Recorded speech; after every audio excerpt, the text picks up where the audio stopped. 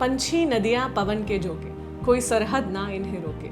सरहद इंसानों के लिए है, सोचो तुमने और मैंने क्या पाया इंसान होके। जावेद अख्तर का लिखा खूबसूरत गीत है रेफ्यूजी फिल्म से।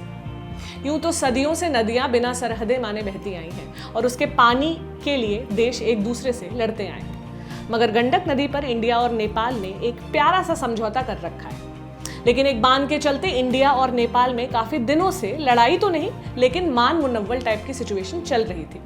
तो क्या है गंडक बराज का मसला और इसमें क्या अपडेट है, समझेंगे आसान भाषा में मेरे यानी प्रतीक्षा के साथ। गंडक नदी नेपाल और भारत दोनों जगह बहती है। भारत में बिहार की जो सीमा नेपाल से लगती है उसको ये नदी छूती है। गंडक नदी पर बना है बांध गंडक बराज।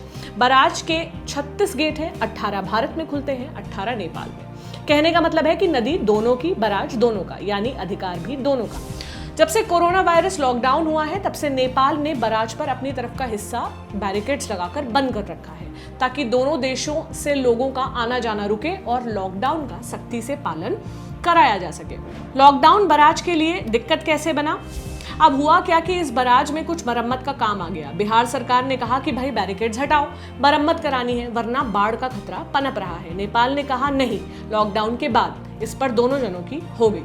अब जाकर नेपाल बराज का अपना हिस्सा खोलने और काम करने वालों को उधर की तरफ जाकर काम कर देने की इजाजत देने के लिए मान गया है।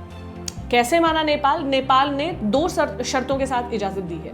पहली, मजदूर और इंजीनियर्स कोविड-19 टेस्ट रिपोर्ट के साथ ही नेपाल बॉर्डर में बराज रिपेयर करने के लिए दाखिल हो सकेंगे। दूसरी, जल संसाधन विभाग सिर्फ बराज रिपेयर का काम करेगा, इसके अलावा कोई और काम नहीं करेगा। बगहा के एसडीएम विशाल राज ने बॉर्डर पर जाकर नेपाल के अधिकारियों से बात की, सहमति बनी है और अब बराज मरम्मत का काम शुरू हो सकेगा। साथ ही रेगुलर मॉनिटरिंग भी की जा सकेगी। क्या नेपाल की रोक के पीछे कोई सीमा विवाद भी है? नहीं, नेपाल ने अभी तक ऐसा नहीं कहा है।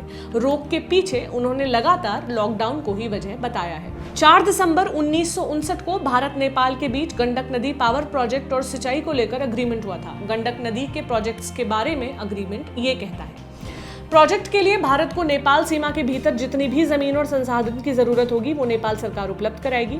अगर प्रोजेक्ट में कोई खतरा होता है, कोई रिपेयर वर्क होता है तो मरम्मत कराने की जिम्मेदारी भारत की होगी। भारत को अगर नेपाल सीमा में जाकर प्रोजेक्ट की मरम्मत करानी पड़े तो नेपाल सरकार इसकी अनुमति देगी। अगर भारत को प्रोजेक्ट विस्तार के लिए नेपाल में जमीन की जरूरत होती है तो नेपाल सरकार मदद करेगी।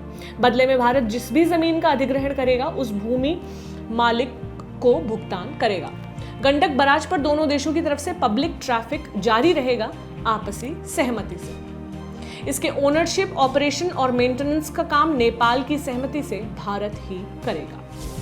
यानी समझौते के वक्त ही साफ हो गया था कि गंडक पर चल रहे प्रोजेक्ट्स के रखरखाव का सारा काम भारत ही करेगा, नेपाल इसमें पूर्ण सहयोग करेगा। इसलिए इसमें सीमा विवाद जैसी कोई स्थिति नहीं है।